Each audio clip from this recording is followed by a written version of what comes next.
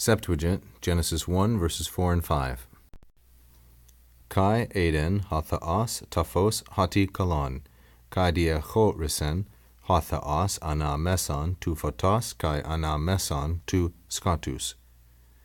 Kai ekalesen hathaas tafos hemeron, kai ta skatos ekalesen nukta, kai agenata hespera, kai agenata proi hemera mia.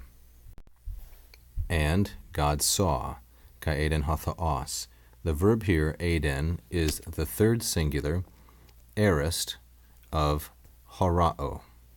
Horao is an alpha contract verb, and in the third principal part, it is aorist, of course. It's a second aorist, asygmatic and strong.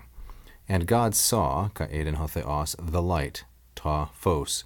This is the neuter, singular, accusative object of Eden. He saw the light, that it was good, hati kalon. There would be some verb implicit here, perhaps the third singular of emisum, ein, and then kalon is neuter singular and nominative because it refers to ta phos. And he divided, kai diachorison, God did, and diachorison is the aorist of the verb dia chorizo, to split something in two. And God divided ana meson tu photos, kai ana meson tu skatus. He divided between the light and between the darkness. The adjective mesos, which is being used here as a preposition, takes the genitive in both instances. Tu photos is genitive, as is tu skatus.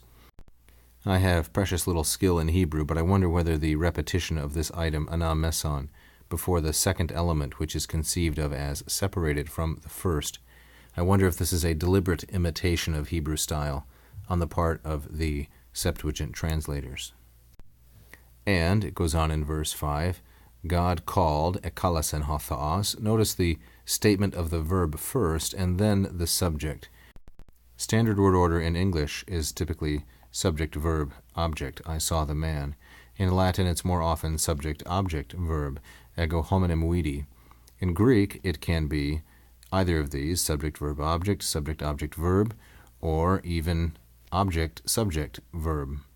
Hebrew, meanwhile, I understand to be verb, subject, and then object as a common pattern. This is certainly reflected in these verses. As one can see, Eden hathaos tophos, diachorison ha theos, etc., kai ekalasen. And God called, kai ekalasen hathaos. Ekalasen is the third singular aorist, it's a first aorist, of the verb kaleo, epsilon contract verb. God called the light, ta phos, there's our object, neuter, singular, and accusative. He called it day, feminine, singular, accusative. So the first one is the object. The second is an object complement because this verb kaleo is used as a factitive verb, making one thing into another or calling one thing as another, and thus two accusatives.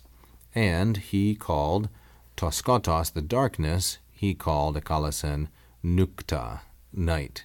So toskotos is neuter, while nukta is feminine, and we have thus the same phenomenon just described. And there was agenata. This is the third singular aorist middle of the verb gignomai. And there was evening, hespera, and there was morning, when, hemeramia, the first day. This is not a dative of time, this is a nominative, and I take this then to be in apposition with evening and morning. There was evening and there was morning, it was the first day, hemeramia.